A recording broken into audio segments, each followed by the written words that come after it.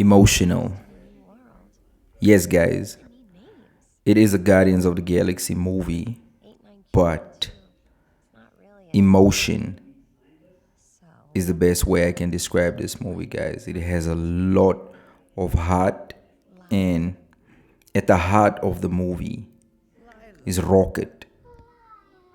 We get to see a little of his backstory of how he became the Rocket that we've come to know, and it's heartbreaking stuff, guys. It's if you are somebody that's against any form of animal cruelty, then I recommend that you stay away from this movie because it's gut wrenching.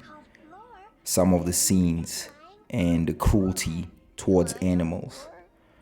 With that being said, guys, it's one of the best Marvel movies that I've seen in a minute. Some are saying it's the best since Endgame. That one is up for debate, guys, but it's certainly a Marvel movie that I enjoyed. And that's basically what Marvel has been and what we've come to expect from Marvel, to give us something we enjoy, something we can talk about afterwards, and just reflect on the broader aspect of the implications in the MCU. And that is what I actually love about the movie. The fact that it's not tied in directly to what's going on in the multiverse. James Gunn had an idea for a movie for the third volume. He stuck to that. He wasn't forced into, you know what, this needs to be MCU canon. It needs to blend in with what's currently been happening. And that's why the movie stands out for me, guys. Chris Pratt delivers his best performance as Star-Lord, which is saying a lot. I mean, we normally just expect a lot of jokes and comedy, but because this volume deals with a lot of dark subject matter, it gives the actors more weight to work with. And that's what I loved about this movie. The villain is a very, very cruel villain, and almost immediately you dislike this guy from the get-go. Surprisingly, it's one of the more violent MCU movies. I'm actually surprised at how violent this movie actually is. I mean, it really pushes that PG-13 rating, and we get our first F-bomb from Star-Lord, and it's gross.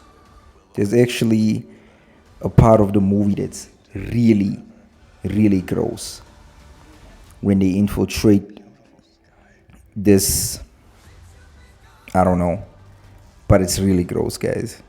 That really grossed me out. And there's a lot of humor on top of the dark subject matter, which is surprising how James Gunn managed to juggle all these components. It's my second favorite Guardians movie.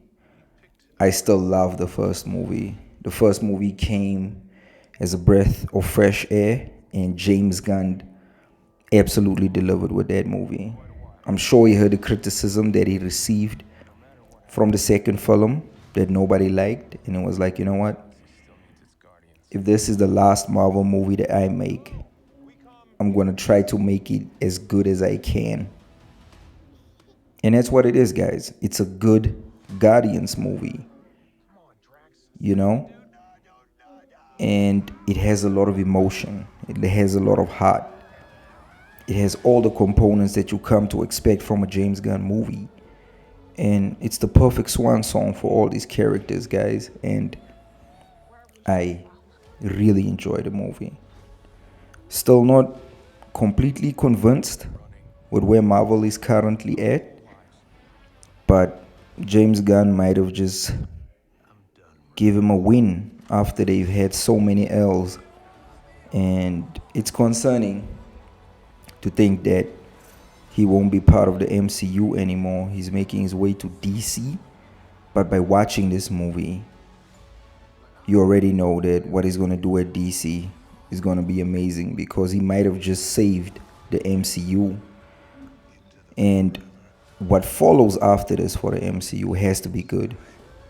It really has to be good, guys, because this showed us that you can make a Marvel movie that's good again, and it doesn't have to follow the normal tropes.